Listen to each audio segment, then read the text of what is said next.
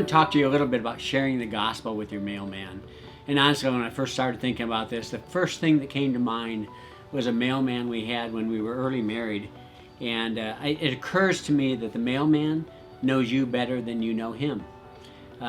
He knows your name, he knows where you live, he deals with you every day. And oftentimes we don't even think about our mailman. Well, we had a premature baby that died. And when we have a baby in the hospital, all of a sudden we get all these people mailing us coupons for formula and diapers and whatever. And one Saturday I was home and the doorbell rang and I went and answered it. And the mailman was there with a pile of stuff that had been mailed to us. He said, I knew that your baby died and I didn't want to upset your wife. So is it okay if I deliver these or can I get rid of them? And I thought, what a blessing it was to have a guy sensitive to our needs.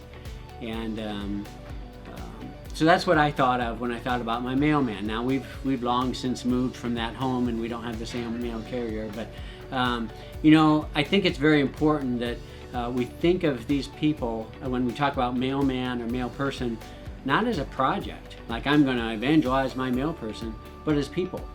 Who are they? What do they like and do? Do they live in your community? They obviously know your community, maybe better than you do. And so it's very important as we try and share the gospel or share God's love with anybody. The first thing and always things we do is we love that person first. How can we love that mail person? And I say that because sometimes it's very appropriate to put a card or a note or whatever for your person. But don't just throw a tract in the mail and say, hey, I think you need Jesus. That sometimes could be offensive even to believers because you're just assuming something about them and you don't know them. So I would say let's start very, if you're doing it by letter, and that's what I've done, is we just drop a letter and just say hi. Say thank you for serving our community. We love our neighborhood and we love that you're a part of it. And so I think that's one of the things. The other thing is, how do I share with my mail person? Maybe ask God, because God knows what they're going through. God knows what their struggles are, when they need to be encouraged. Even pray about the timing. I would say if you can get a dialogue going, you get to know their name and ask them questions. If you're home during the day, try and meet them at the mailbox. And just ask them, how can I pray for you today? If that's not in your schedule where you just isn't feasible, write them a note. Maybe put your phone number on there and say, feel free to text me anytime. I'd love to know how I can pray for you. Every situation is going to be different, and that's true in any part of our lives. Every situation is different. So we want to be sensitive to that. The other thing is don't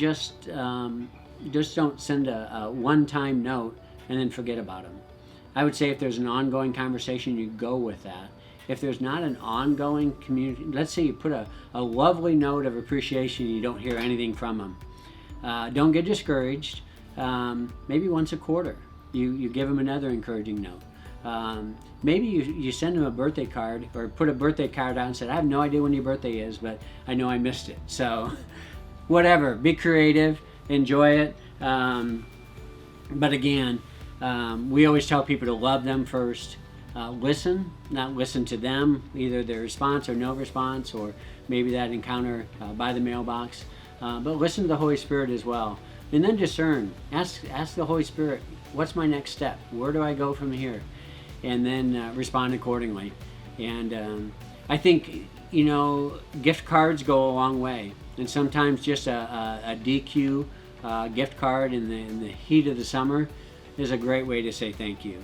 Or maybe a Starbucks in the middle of winter when it's cold, and in Indiana it's cold most of the time.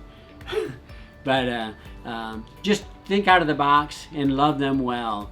So ultimately, when you're sharing the gospel with your mail person, your mail carrier, or anybody, just take a deep breath, relax, enjoy yourself, and really continue to ask the Holy Spirit of how to do that, and do it in love.